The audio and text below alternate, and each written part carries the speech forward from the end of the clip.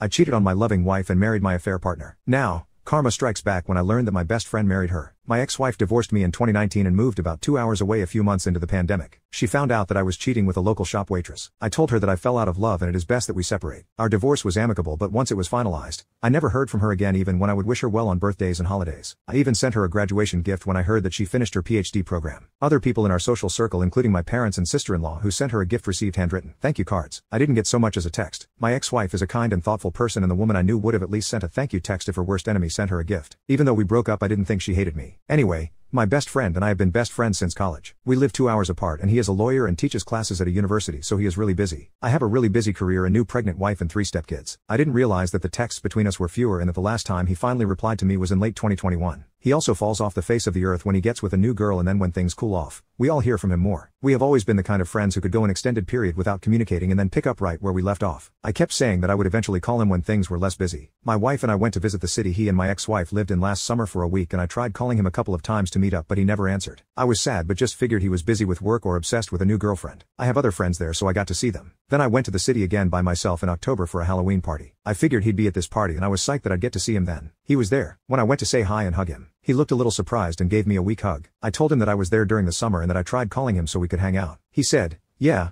I was on my honeymoon that week. Sorry, I didn't get back to you." I was shocked to hear that he'd gotten married and a little hurt that my best friend got married without me even knowing he had a serious girlfriend, but still happy for him. Like I said, he was a great guy and girls love him. I spit out a rush of questions, like who is she, where is she, what's her name, what's she like, where'd you meet her, how long have you been together? He paused for a moment and then just bluntly said, "It's Rose." I can't describe how it felt to hear those 2 words come out of his mouth. I felt sick to my stomach and I immediately wanted to die. I have never felt like that before. I just said, "What the F?" He told me that I didn't get to be mad because I broke her heart and they didn't start dating until 2 years after we got divorced, and that I chose to be with some waitress anyway. I drank the rest of the weekend because it was the only way I was able to sleep. I feel betrayed by both of them. My best friend since I was 20 years old married my ex-wife behind my back. I was married to her for 6 years and they were never even friends, and now they are in love with each other. I went back home and I know that I was distant with my wife and the kids because I was just hurting so much. After a couple of weeks, we had a big fight and she called me out on being distant and accused me of cheating. I finally came clean and told her about my ex and my best friend, which she scoffed about and said she'd known about them for a long time now because of social media. I flew into a rage and we fought for hours. She betrayed me by not telling me the entire time she knew. She didn't say anything when I mentioned my best friend not returning my calls or messages. I didn't get to sleep before going to work and after work. I just stayed with my parents for a few days. When I finally went back home, we got into another fight where she accused me of still being in love with my ex and said that I wouldn't care if I wasn't. I called her stupid and said that she wouldn't understand because she doesn't have any friends. I wouldn't care if my ex-wife got married to anyone else if it wasn't my best friend. I don't see what is so hard to understand about that. We made up eventually, but I feel sick to my stomach every day and things aren't the same in our relationship. I love my wife, but I've come to realize it's not the same way I loved my ex-wife. My wife doesn't love me the same way my ex-wife did either. I started to regret the things that led to our divorce because we were really happy until the moment she left me. I don't even have my best friend to call because he's too busy effing my ex-wife to care about me anymore. Everything feels empty and like a lie now. A lot of friends agree that they both betrayed me but think I need to move on. Even my dad and brother told me to get over it. I have to pretend I'm okay, but I'm not. No one gives a poop about mental health when it comes to men. I need advice on what to do and how to get closure. I am thinking of driving to their city to just show up and force them to talk to me so I can move on. Is that too much to ask? Update.